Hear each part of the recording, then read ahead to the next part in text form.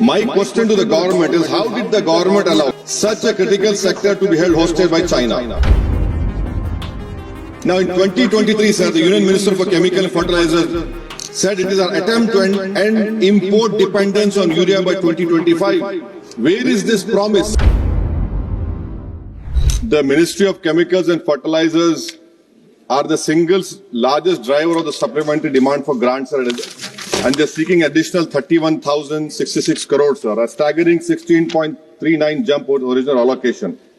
In the last fiscal year also, sir, the Parliament approved 20,000 crore through two batches of supplementary grants.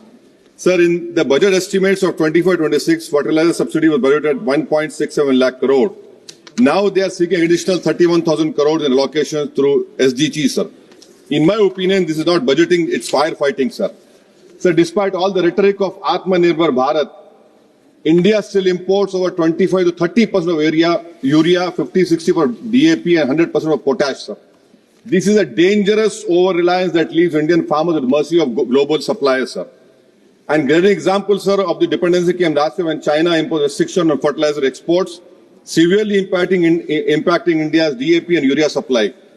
Now, these restrictions by China led to a 75% drop in DAP imports from China in the first half of financial year 25, sir. Nearly 30% of India's urea imports in 2024 came from China, and making our country vulnerable to China's trade policies, sir. Sir, even raw materials like phosphoric acid, ammonia from China, which means that even domestic fertilizer production is affected by Chinese policy decision. My question to the government is, how did the government allow such a critical sector to be held hostage by China? Sir, the urea imports are regulated by government.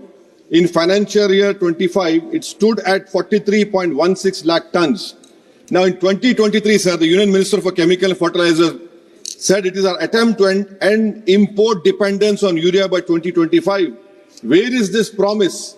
Is it also another classic BJP promise which will never be fulfilled?